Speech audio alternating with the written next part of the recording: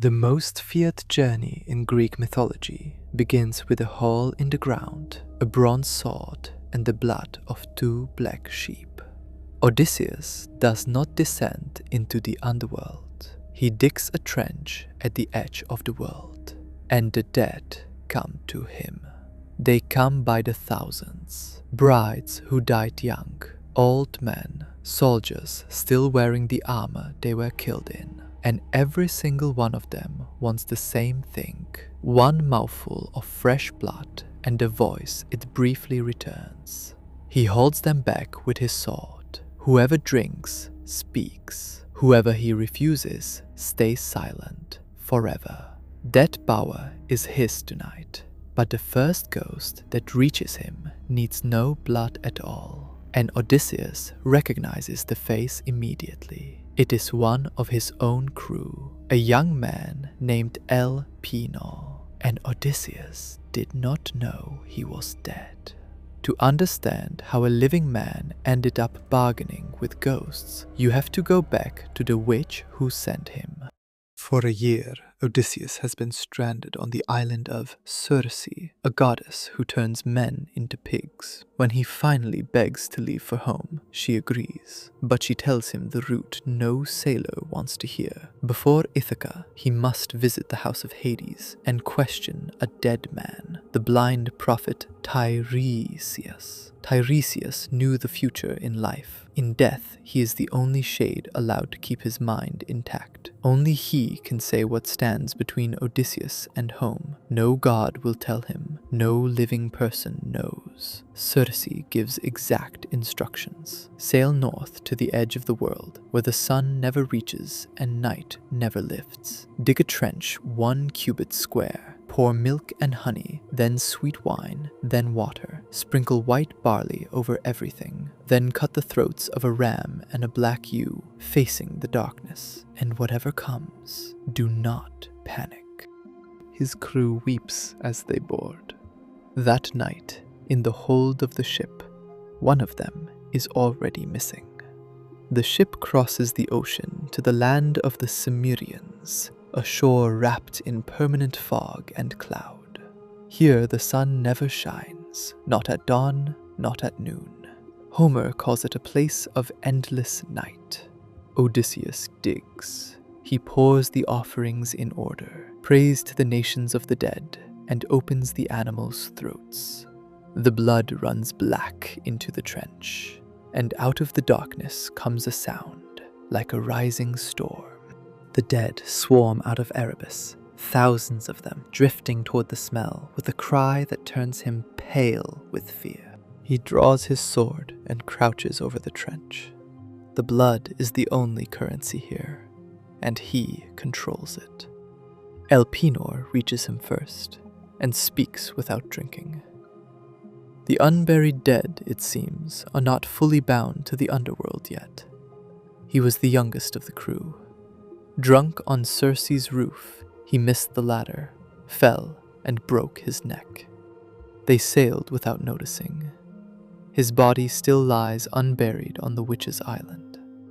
And that, here, is a fate worse than dying. Elpenor begs for one thing: burn my body, bury my ashes, plant my ore on the grave. Odysseus swears it. Then a shadow with a golden staff comes forward. Tiresias of Thebes. He drinks, and the blind eyes seem to see. The prophecy is precise. A god of the sea hates you. Your road home runs past an island of sacred cattle. Touch those cattle, and your ship is destroyed. Your whole crew dies, and you come home alone to a house full of enemies.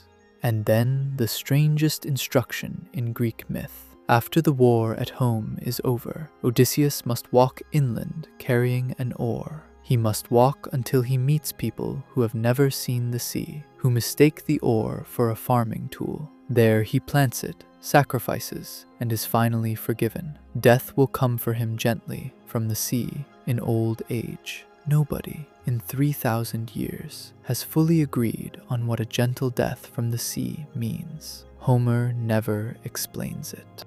Then Odysseus notices a shade waiting quietly by the blood. His mother, Nekyia. She was alive when he left for Troy. She drinks and knows him. He asks how she died. Not sickness, she says. Grief, waiting for a son who never came. 3 times he lunges to embrace her. 3 times she scatters through his arms, like a shadow, like a dream. This is what death is, she tells him. The body burns away, and the spirit flies off like something half-remembered. Then queens and heroes of legend line up at the trench, and the greatest names in Greece begin to confess.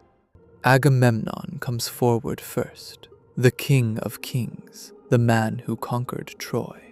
And the great commander is weeping.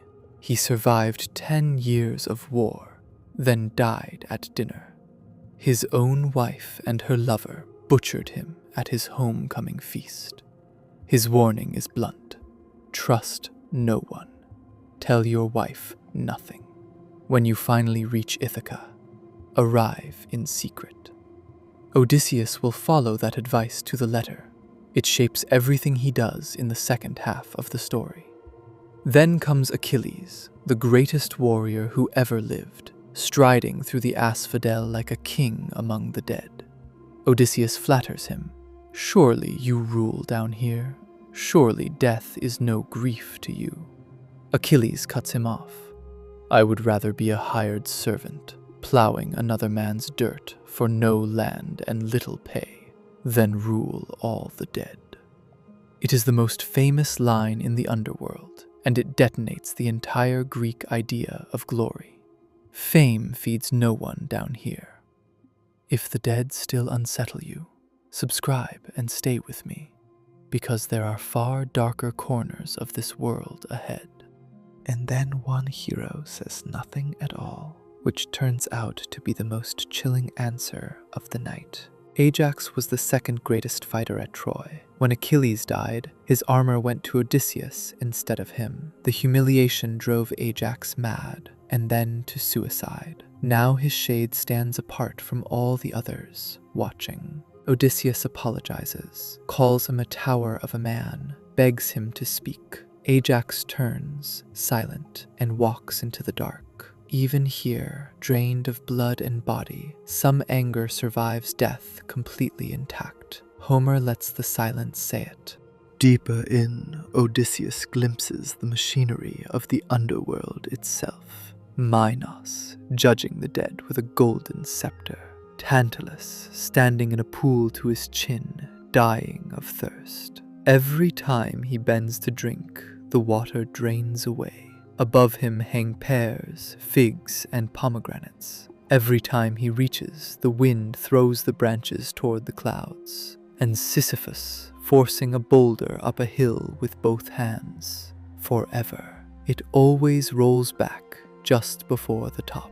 Then the crowds of the dead begin to mass around him, tens of thousands, with a sound that is not human. One fear breaks him, that Persephone will send up the Gorgon's head and turn him to stone among the corpses. He runs. The crew rows for open water before the dead can follow. Nobody looks back at that shore.